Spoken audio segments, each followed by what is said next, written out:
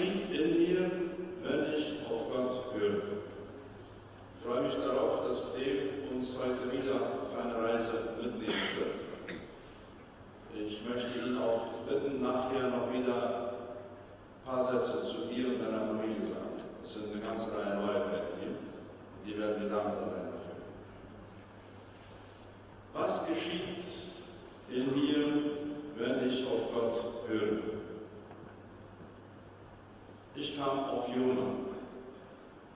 In Jona 1 lesen wir, Vers 1, der Herr sprach zu Jona, dem Sohn Amittais, geh in die große und mächtige Stadt Ninive und kündige ihren Einwohnern an, dass ich sie strafen werde, denn ich kenne ihre Bosheit. Jona machte sich auf den Weg, aber in die entgegengesetzte Richtung. Gott redete, Jona hörte, und was geschah? Jona machte sich auf den Weg in die verkehrte Richtung. So, dann kommt ja diese ganze Geschichte mit dem Schiff und so weiter und so fort. Wenn wir die nicht kennen, dann lesen wir die zu Hause. Und dann kommen wir in Kapitel 3, nachdem der Fisch ihn verschluckt hat und er da in Reue und Buße zum Herrn schrie, heißt es Kapitel 3, Vers 1, zum zweiten Mal sprach der Herr zu Jona, geh in die große und mächtige Stadt Ninive und verkünde den Menschen dort die Botschaft, die ich dir auftrage. Diesmal machte sich Jona auf den Weg nach Ninive, wie der Herr es ihm befohlen hat. Ein zweites Mal sprach Gott zu Jona, ein zweites Mal hörte Jona und dieses Mal ging er, was Gott ihm aufgetragen hat.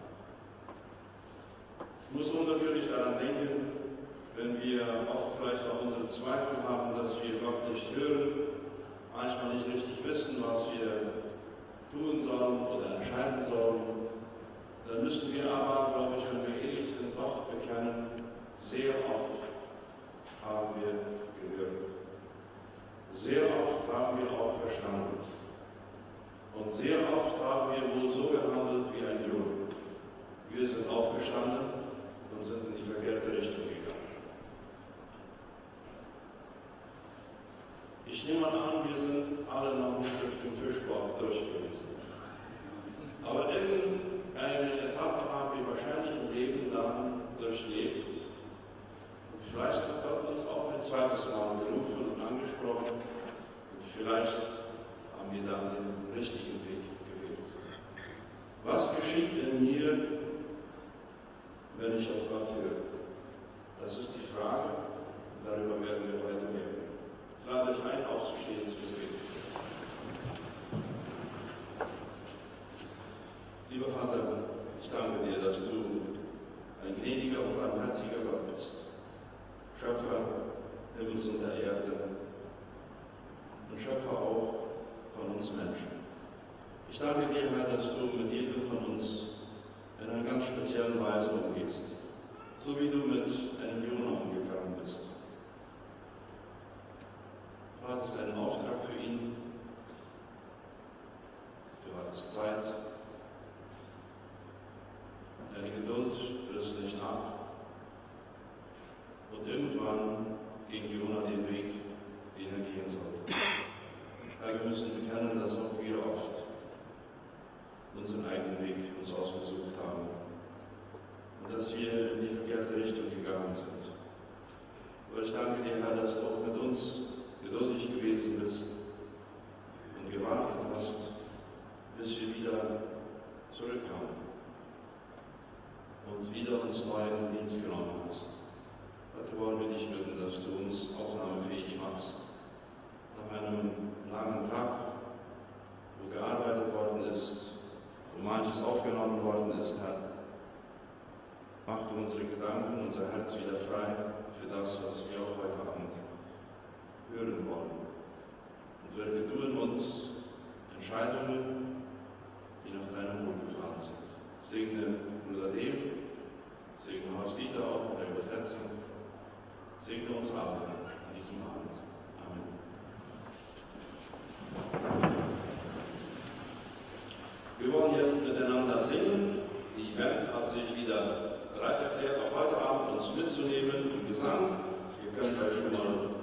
missionieren. In dieser Zeit des Gesangs werden wir auch die Kollekte einsammeln und ich bitte die Ordner dann, sich irgendeinen Moment auf den Weg zu machen, um die Kollekte einzusammeln. Die Kollekte an diesem Abend, an diesen Abenden geht für die Missionsarbeit im Kanada, bin ich da richtig. Und irgendwo hier draußen steht ein Kasten, Messer ist das mittlerweile, schon vor dem Messer. Wenn jemand eine Spende für den neuen IBA Campus abgeben möchte, darf dahin gehen, den Kilo ausfüllen und in den Kasten tun. Oder sonst ein Stück Geld, was nützlich ist. So, wir wollen uns mitnehmen lassen in eine Zeit der Anbetung und danach hören wir dann die Botschaft von Bruder Dave Jackson, was die dann gesagt haben. Ja, guten Abend. Wir freuen uns, euch wieder anleiten zu dürfen. Mir wurde gesagt, dass heute Tag des Lächelns ist. Stimmt das? Ich würde das für einen kurzen Wettbewerb machen. Wer das breiteste Grinsen macht, und ich werde nicht der Rechner sein, bitte schaut zu eurem Nachbarn. Ich zähle bis 3. Wer das breiteste Grinsen kann? 1, 2, 3. Wer hat das beste gegrinst? Das hier einer da? Das war jetzt sehr breit. Ja. So, wir wollen singen. Für das erste Lied müssen wir leider gleich eine kleine Übstunde machen. Das fängt mit einem Heyo an. Können wir Heyo, so mal richtig Heyo? Wollen wir einmal üben? 1, 2, 3. Heyo! Gut, wollen wir einmal aufstehen? Vielleicht ist das noch besser. Ich habe fast nichts gehört hier. Heyo, 1, 2, 3. Heyo! Yes.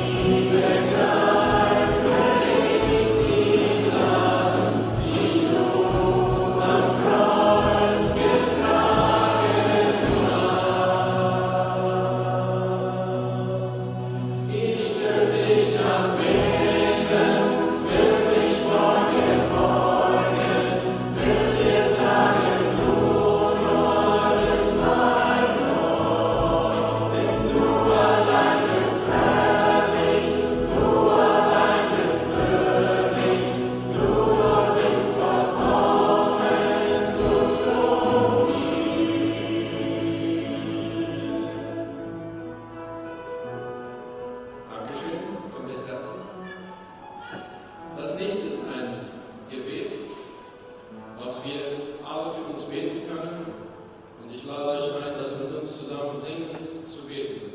Herr, ich komme zu dir, ich stehe vor dir, so wie ich bin.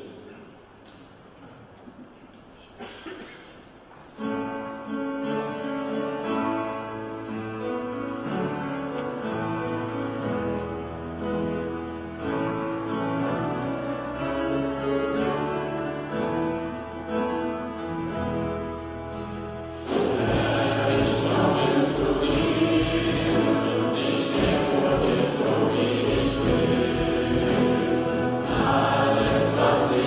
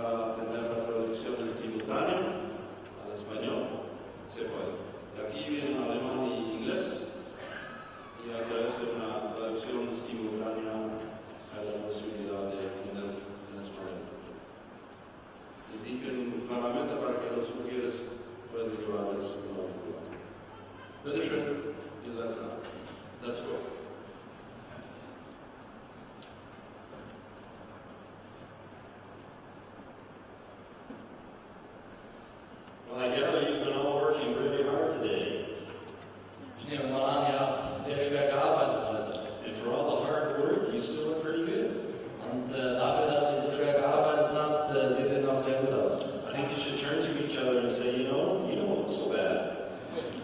Eigentlich sollten wir uns zueinander drehen und sagen, du siehst gar nicht so schlecht aus. Come on. Tu das mal.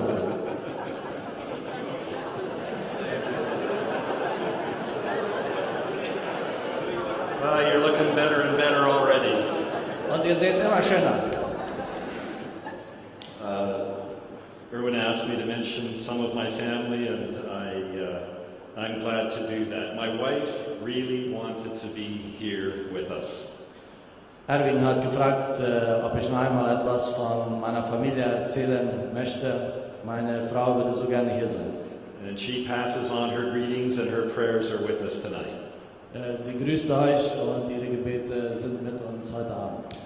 The reason she couldn't join me is she has a chronic form of leukemia. Der Grund dafür, dass sie nicht hier sein kann, liegt daran, dass sie an Leukämie erkrankt ist, an einer chronischen Art von Leukämie. We've learned that it isn't life-threatening. Wir haben gelernt, dass es nicht todesbedrohlich ist. However, her doctor said to take the vaccines that would be necessary for her to come here would not be wise. Aber die Ärzte haben ihr geraten, sie soll keine Impfungen erhalten, weil das für ihr Immunsystem nicht gut sein würde, wenn sie herkommt. Anyway, she wishes she could be here, and I think the rest of my family would like to be here if they could as well. So immerhin, sie würde gerne hier sein und ich nehme mal an, der Rest meiner Familie würde auch gerne hier sein. Kathy and I have been married for 40 years. Wir sind jetzt 40 Jahre verheiratet. And we have 4 children. Wir haben 4 Kinder. Who have all grown up. Die sind alle erwachsen. And we have 5 grandchildren. Und wir haben 5 Großkinder. And of course, my grandchildren are better than your grandchildren. Und ganz bestimmt, meine Großkinder sind besser als eure. What happens when we listen to God?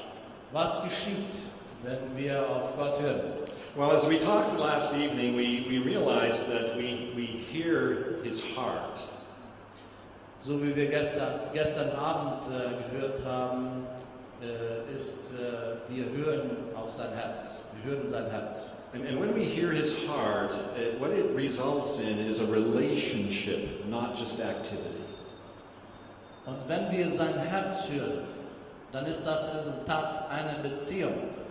And when we experience that relationship, that intimacy of talking back and forth, we experience the difference that Jesus makes. Und wenn wir diese Beziehung erleben, dieses Miteinander reden, dieses Geben und Nehmen, dann erleben wir den Unterschied, den Jesus macht. And here in Matthew chapter 8, if you want to turn there, Matthew chapter 8, there is one of the most famous miracles in the Bible. Das ist eines der bekanntesten Wunder Jesu. Sometimes we just need a miracle, and here we have Jesus calming the storm. Manchmal brauchen wir ein Wunder. Und hier haben wir eines, wo Jesus den Sturm ruft. You know, there are many kinds of storms. Wisst ihr was? Es gibt oft im Leben Stürme. Sometimes there are situational storms. Manchmal sind es situationsbedingte Stürme. These are the storms where everything just seems to go wrong. Das sind die Zeiten, wo alles schief zu gehen scheint. You know, you get stuck in the mud, at least like you had around here a little while ago. Du bleibst im Graben stecken. You get late for work. Du kommst spät zur Arbeit. Everything goes wrong. Alles geht falsch. Situational storms. Das sind die situationsbedingten Stürme. And then there are what we would call relational storms. Dann gibt es die Beziehungsstürme. And these are where there is tension between people. Und das ist, wo wir die Spannung zwischen Menschen erleben. Sometimes the tension is between a parent and a child. Manchmal ist es zwischen Eltern und Kind. Or a father and a son. Oder einem Vater und einem Sohn. I think of David and Absalom and the cry of David's heart when he said, Absalom, Absalom, oh my son. Ich denke an den Beziehungssturm, den David mit Absalom erlebte, als er Absalom verlor. Er sagte, Absalom, Absalom, mein lieber Sohn. Sometimes there's tension between brothers and sisters. Manchmal haben wir Spannungen zwischen Brüdern und Schwestern. between husbands and wives, zwischen Ehepaaren, between friends and churches, Freunde und Gemeinde sogar. relational storms. Das sind die Beziehungsstürme. And then there are what I would call emotional storms. Dann gibt es die emotionalen Stürme, die Gefühlsstürme. Often these are hidden on the surface. Und sie sind oft versteckt. An der Oberfläche sieht man sie nicht. We hide them very well. Wir verstecken sie. We can have a smile on the outside, Wir können freundlich schauen, nach außen hin. but on the inside we are paralyzed or overcome by guilt, Aber innerlich sind wir paralysiert or we're und wir consumed, sind beladen mit Schuld. or we're consumed with worry and fear, Oder wir sind beladen mit Sorgen und Ängsten. or we're just overwhelmed with sorrow and grief. Oder wir sind so überwältigt von dem Schmerz und der Trauer. And in these times you just wonder where God is. Und in diesen Zeiten fragst du dich, wo ist Gott? Emotional storms. Das sind die emotionalen Stürme. These are the storms of life. Have you been there? Das sind die Stürme des Lebens. Bist du da gewesen? Well, it's my desire this evening to put these storms in perspective. Put these storms in perspective. Ich möchte diese Stürme in eine Perspektive stellen. When we listen to God, Jesus makes an incredible difference. Wenn wir auf Gott hören, dann macht Jesus einen großen Unterschied. However, before we just look at this account, let me give you a few facts about storms that will keep our circumstances in perspective.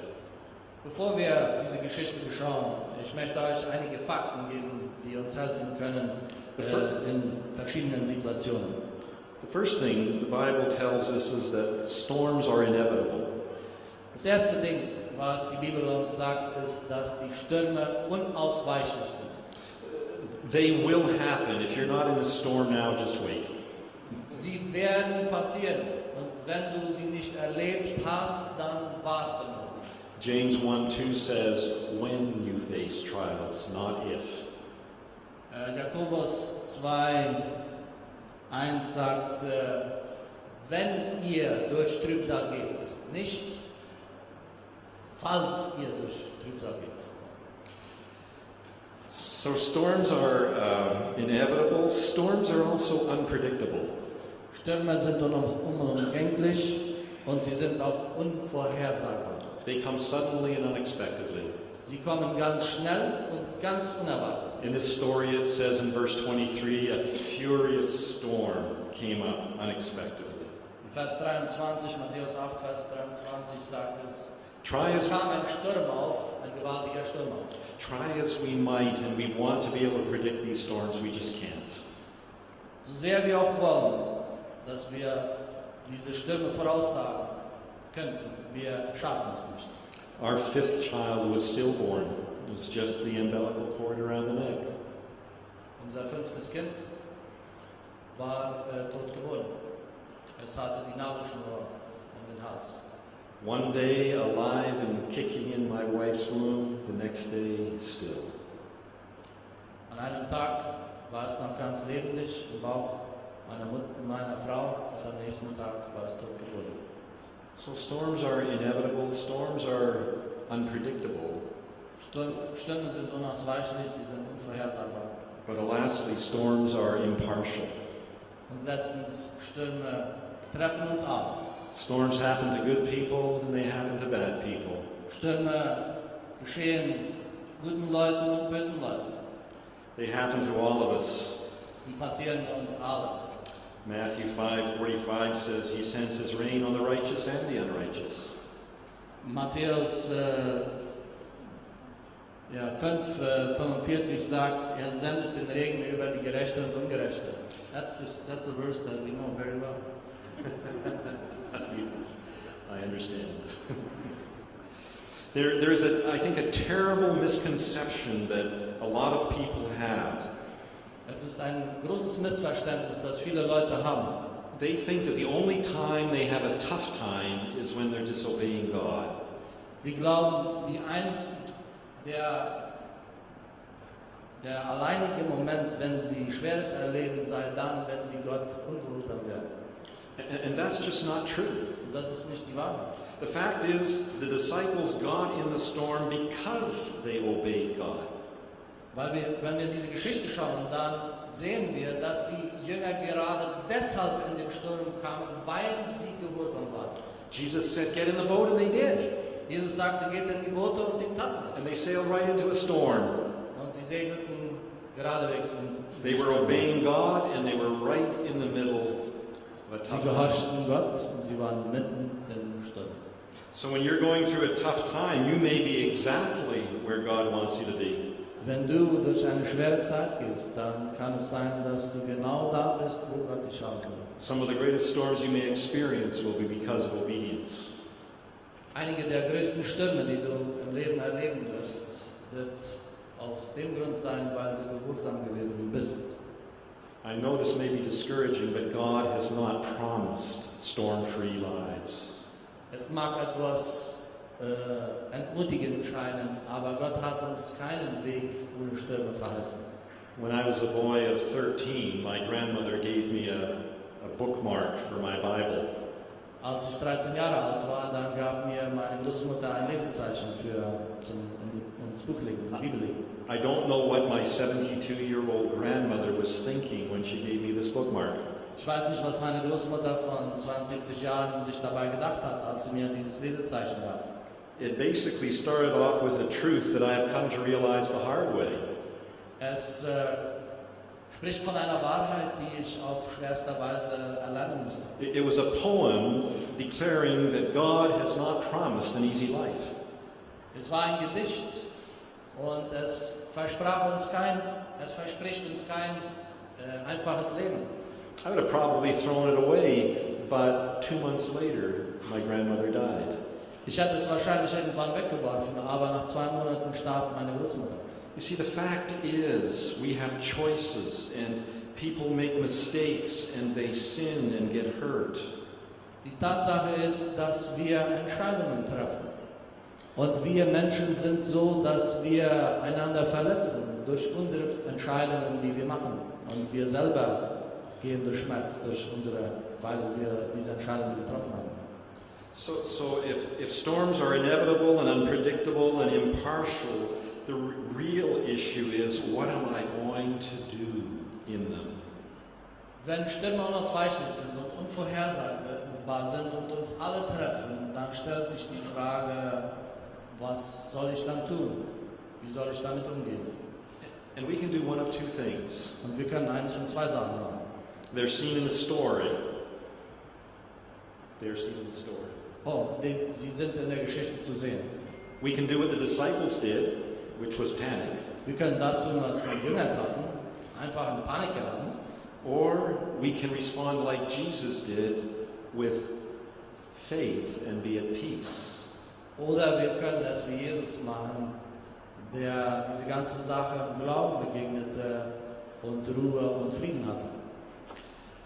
You say, where would you get that peace? Du fragst dich, wo würdest du diesen Frieden bekommen? I mean, Jesus was sleeping in the storm. Jesus schlief mitten im Sturm. And I believe we get that peace when we take hold of 3 great anchors that are in this passage. Ich bin der Meinung, dass wir diesen Frieden erlangen können, wenn wir uns an 3 Anker festhalten, die wir in dieser Geschichte finden. Your ship may be sinking. Dein Schiff mag untergehen. You may feel like you're going down. Es mag sich so anfühlen, als wenn du untergehst. But these things are for you and they are for me. Diese Dinge sind für dich und für mich.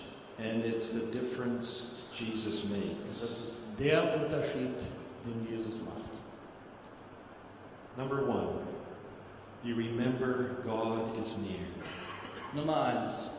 Wir erinnern uns daran, dass Jesus nahe ist. Gott ist nahe. That He is with you, that you are not alone. Dass mit dir ist, dass du nicht alleine bist. In verse 23 it says, He got into the boat and His disciples followed Him. In Vers 23 sagt es, ging selber ins Boot und die Jünger folgten ihm ins Boot. They had nothing to fear because Jesus was in the boat. Sie hatten eigentlich nichts zu fürchten, denn Jesus war ja im Boot. That should in itself have calmed them. Das alleine hätte sie sollen zur Ruhe bringen und zum Frieden. But the first lesson in Great Anchor is this: God is always with me. Aber dieser Anker, dieser erste Anker, von dem ich sprechen möchte, ist, Gott ist immer mit mir. That is so powerful. Das ist so kraftvoll. There will be nothing that I face in the rest of my life that I'll face alone. Es wird nichts geben in meinem ganzen Leben, dass ich von hier an nicht mit Gott werde entgegentreten. God is with me. Gott ist mit mir. The God who created this vast universe, Der Gott, der das ganze Universum who geschaffen led hat, Israel up out of Egypt, der Israel aus Ägypten führte, who fed them in the wilderness, der sie in der Wüste gefüttert hat, who led them into the promised land, der sie ins verheißene Land geführt hat. the God who enabled David to triumph over Goliath, Der Gott, der David es ermöglichte, über Goliath zu the God siegen. who healed the sick and the lame and the blind, Der Gott, der die Lahmen und die Kranken heilte. the God who fed the 5,000 and raised the dead. Der Gott, der die 5000 ernährte und die Toten auferweckte.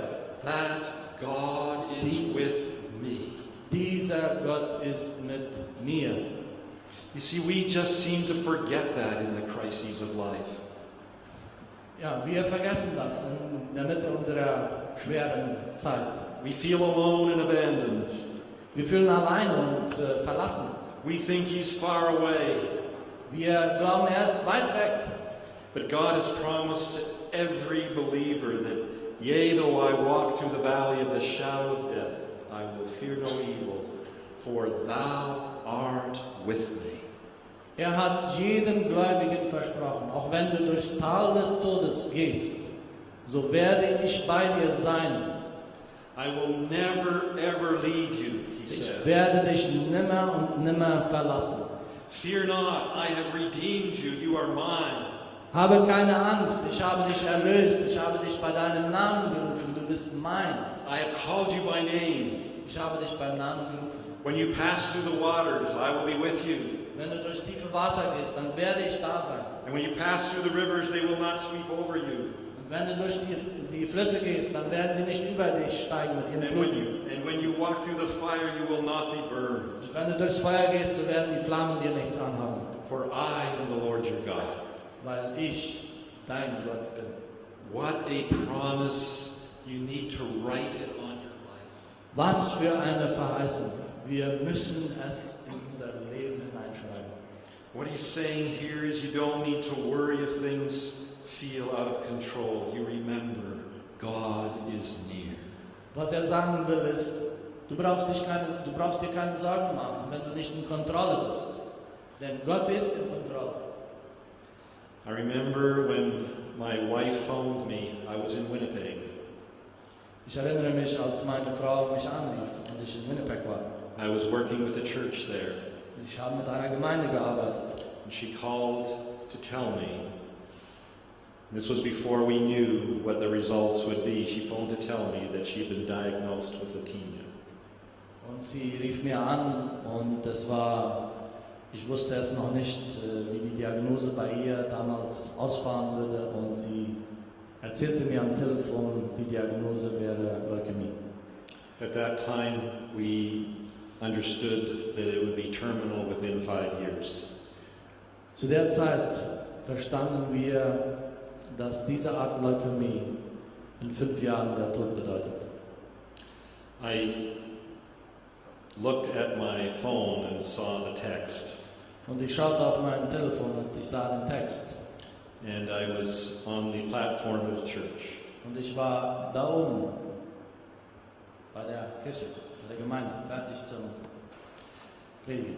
And I remember just leaving the stage just to be by myself for a few moments. Und ich erinnere, wie ich runterging, um einfach irgendwo etwas alleine zu sein.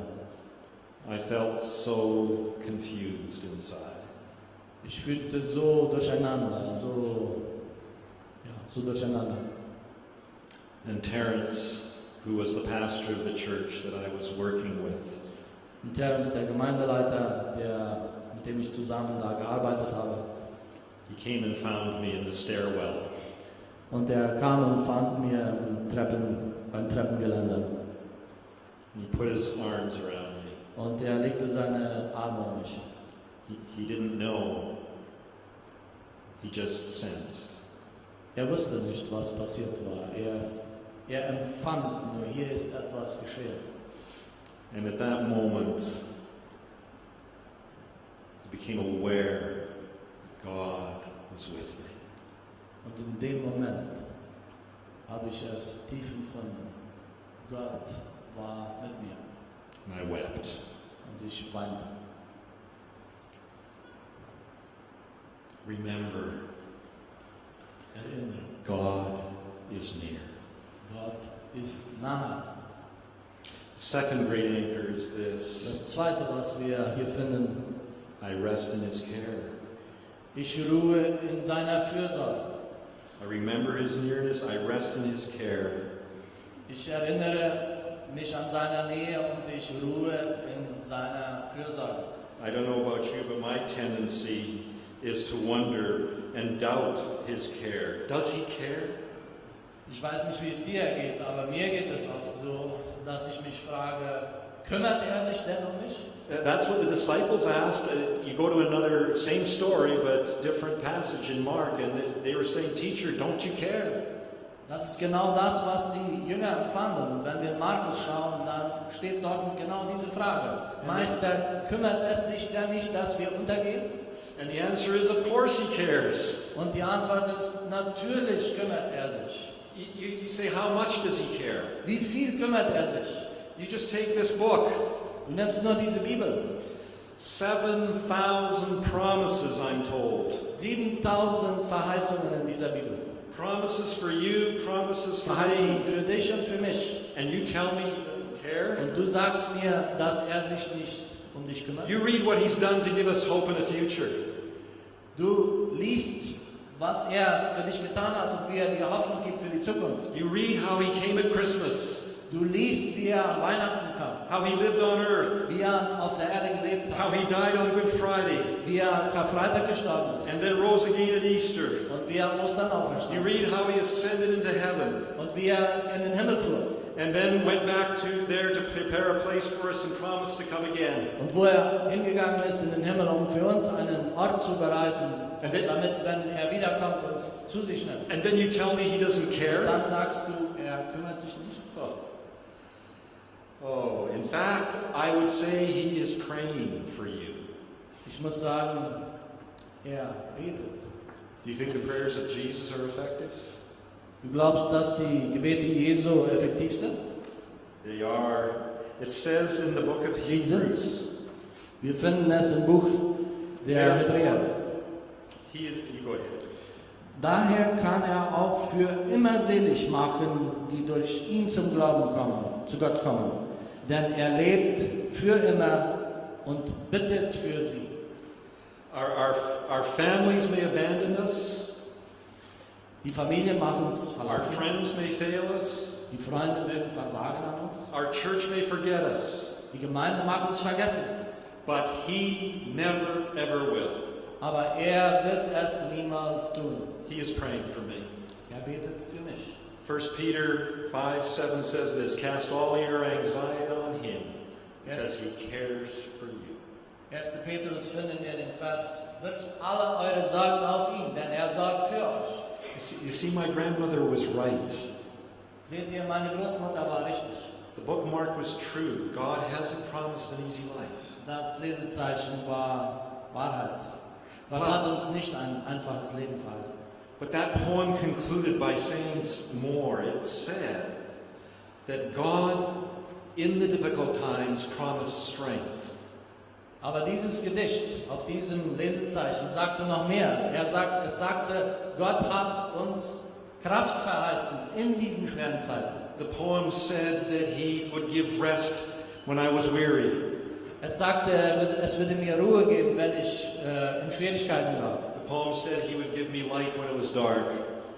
Und es sagte, es würde Licht werden, wenn es finster wäre. And she knew. Und sie wusste. My grandmother knew. Sie wusste ganz genau.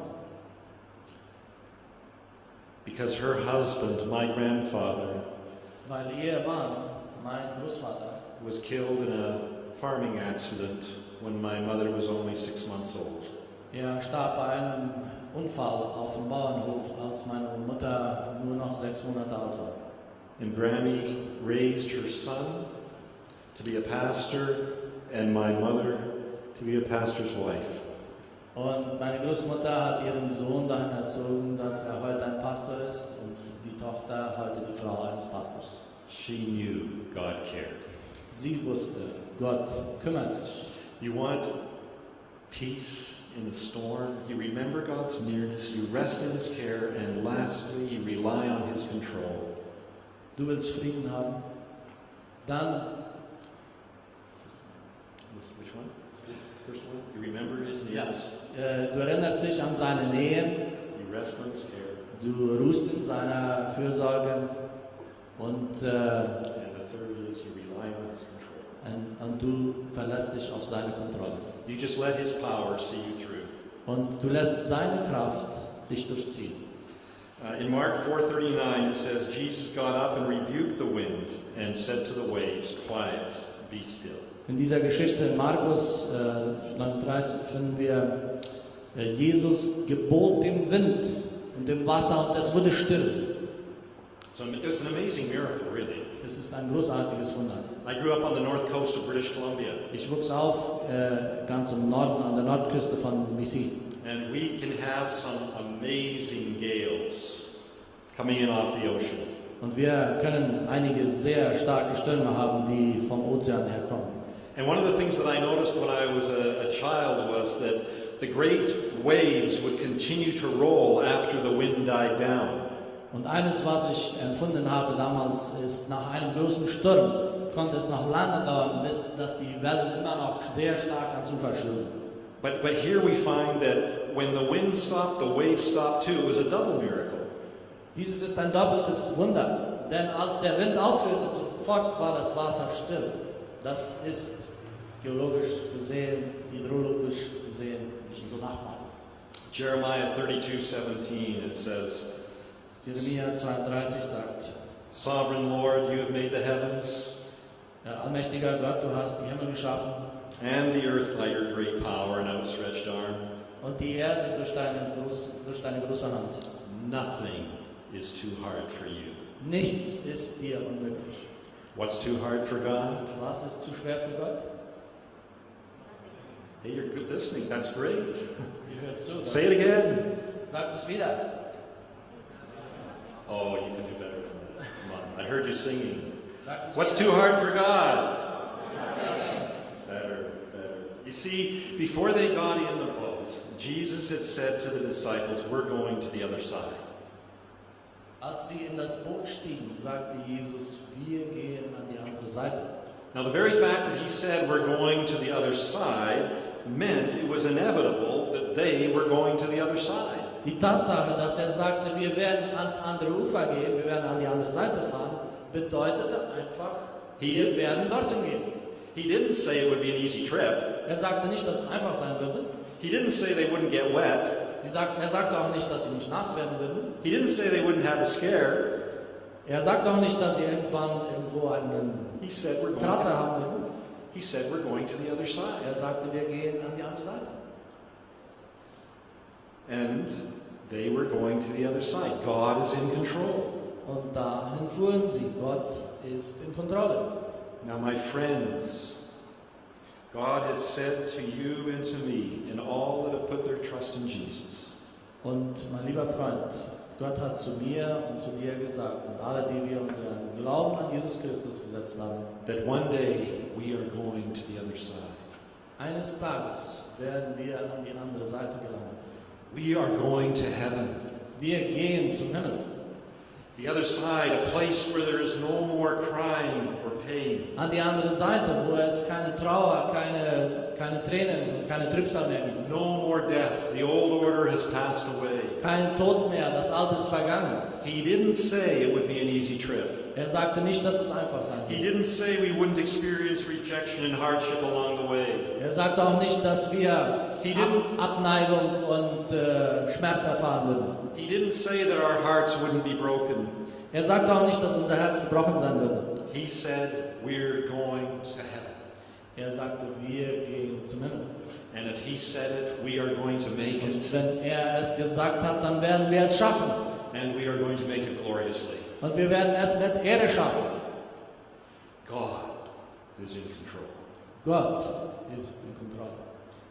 You see, we can either be afraid like the disciples, or we can come to peace with our faith in Jesus. Seht ihr, wir können entweder in Panik geraten und voller Angst sein, wie die Jünger, oder wir können in Frieden sein, so wie Jesus. What makes the difference? Was macht den Unterschied? It all hinges on whether we listen to Jesus. Es hängt alles davon ab, ob wir auf Jesus hören And takes hold of the anchors he gives us. And take hold of the anchors he und gives us. dass wir die Anker uns ergreifen, die er uns gegeben hat. I just want to finish with a story here and a question. Ich möchte mit einer Geschichte aufhören und mit einer Frage. There is a very good and popular preacher in Canada called Charles Price. Es gibt einen sehr berühmten Prediger in Kanada, der bei dem Namen Charles Price. He's a well-known conference speaker. Er spricht viel auf Konferenzen. And he tells the story of one of his friends Und er erzählt die Geschichte eines seiner Freunde, whose favorite phrase was, "For this I have Jesus." Seine bevorzugte Phrase oder sein bevorzugter Satz war: Dafür habe ich Jesus. Whatever the circumstance that he was facing, Was immer die Situation war, die dieser Mann durchlebte. perhaps it was a difficulty at work, Vielleicht war es eine Schwierigkeit bei der Arbeit. perhaps it was the rejection of a friend, Vielleicht war es die Zurückweisung eines Freundes. perhaps it was a problem at home, Vielleicht war es ein Problem zu Hause. but he would always say, "For this I Aber er würde immer have wieder Jesus." sagen: Dafür habe ich Jesus. It became part of his testimony. It was what he was known for. Es wurde Teil seines Zeugnisses. Die Leute kannten ihn schon nach diesem Satz. And he found the phrase such an encouragement in his own life that he decided to have some bookmarks made. Und es wurde für ihn zu solch einer Ermutigung, dass er Lesezeichen machen muss. And on the bookmark he had the phrase, "For this I have Jesus." Und dann auf diesem Lesezeichen hat er diesen Satz draufgeschrieben: Dafür habe ich Jesus. And then when he would see a friend going through a hard time, Und wenn er einen Freund sah, der durch eine schwere Zeit ging, he would put his arm around them and give them the bookmark. und dann legte er seinen Arm um diesen Freund und er gab ihm so ein Lesezeichen. "For this I have Jesus." Dafür habe ich Jesus. Towards the end of his life, this man suffered a severe stroke. Mehr zum Ende seines Lebens erlitt dieser Mann einen schweren Schlaganfall. His speech was severely affected, Und sein Reden war sehr schwierig geworden. and Charles Price knew him well. Und Charles Price kannte ihn so gut. He was too late to visit him in the hospital. Es war schon zu spät, dass er ihn noch besuchen konnte im Krankenhaus. But when he learned that he was at home, he made a phone call. Und als er erfuhr, dass er zu Hause war, dann rief er dort zu Hause an. The man's wife answered. Und die Frau dieses Mannes antwortete das Telefon. Charles said, "I'd just like to have a word with him." Und Charles sagte: Ich möchte einfach mit meinem Freund etwas reden. And she said, "I don't think you'll be able to understand him."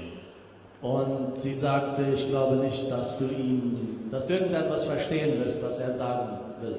Charles said, "Well, that's okay. I would just like to be able to say something to him." Und Charles sagte: Das ist okay. Ich will nur etwas zu ihm sagen. So apparently he took the phone.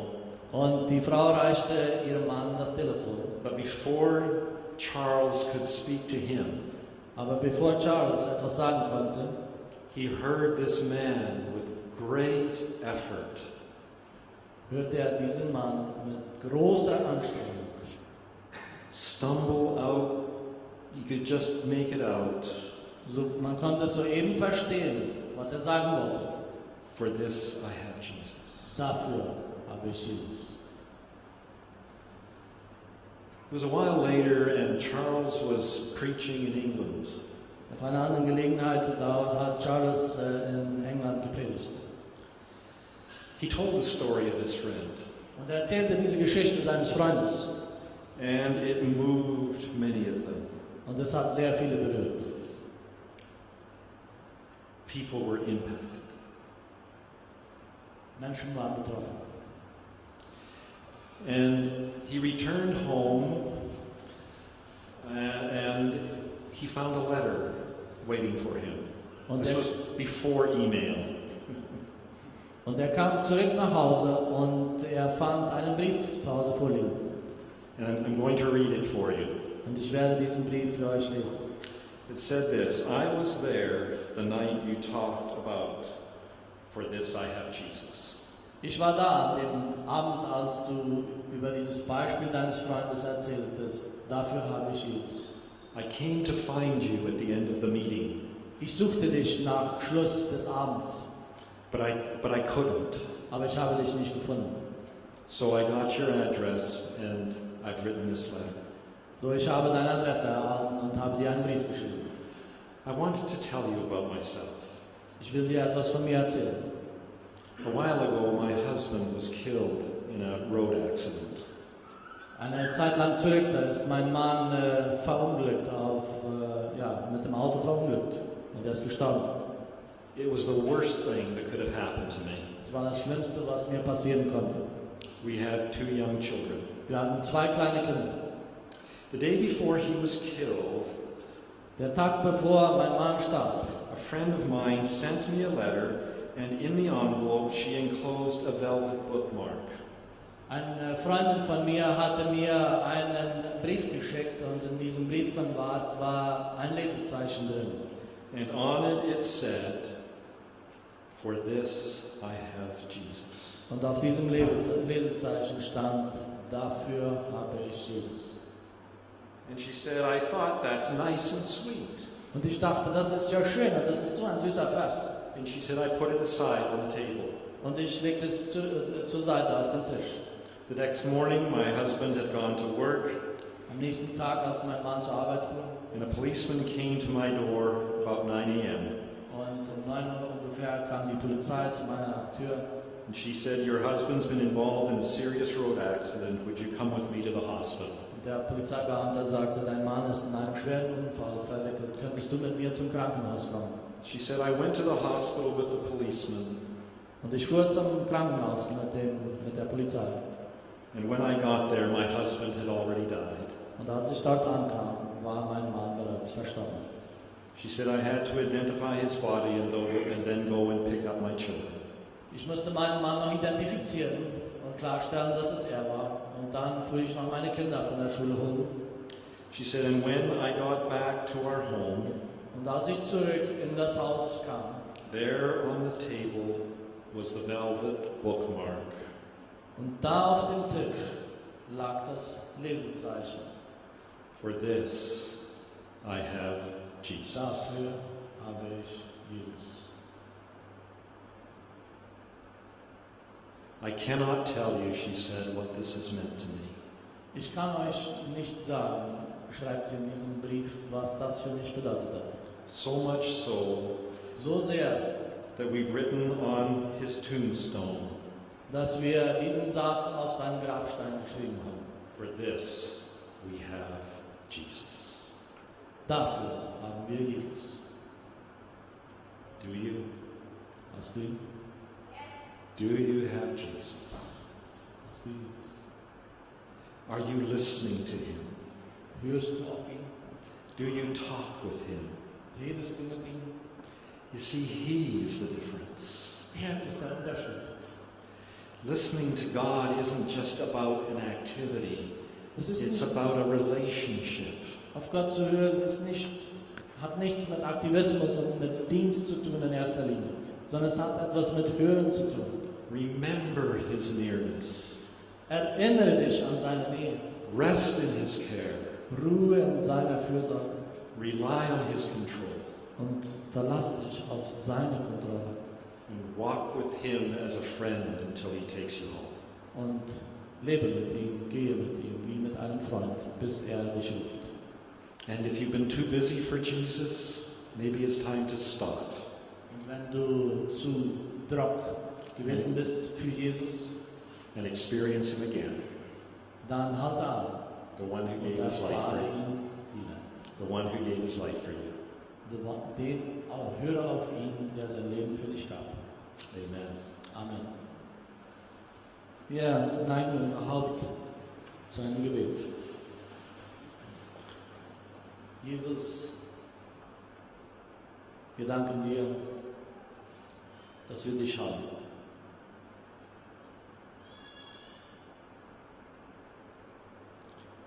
Wir danken dir, dass wenn wir durch schwere Zeiten gehen, wenn wir durch dunkle Täler gehen, wenn Leid uns zustößt, wenn wir Verluste erleben, Herr, so haben wir dich. Und wir wollen dich bitten, auch heute Abend, für diejenigen, die vielleicht gerade durch einen Trauerprozess gehen, die durch tiefen Schmerz gehen. Du kennst die Herzen der Zuhörer. Und wir wollen dich bitten, dass du ihnen nahe kommst mit deiner Nähe und sie an deine Nähe erinnerst. Dass du sie an deiner Fürsorge erinnerst. Und dass du sie daran erinnerst, dass du alles fest in deinen Händen hältst. Wir legen uns in deine Hände und danken dir, dass wir dir vertrauen dürfen. Amen. Damit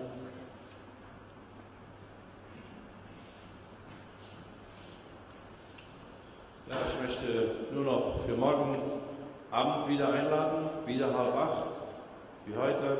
Seid ihr ganz herzlich eingeladen. Flüstert das auch andere noch weiter, die kommen können. Wenn es unten hier ist, wirklich voll ist, machen wir auch den Balkon auf, sodass man auch oben Platz hat.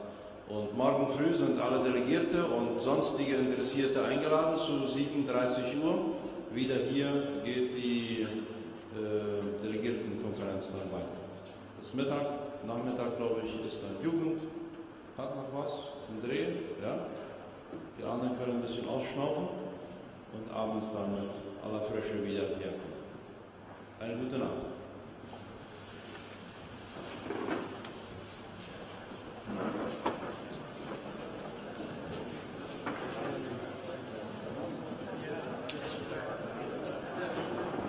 Was heißt das? Soll ich mir nicht hinschauen?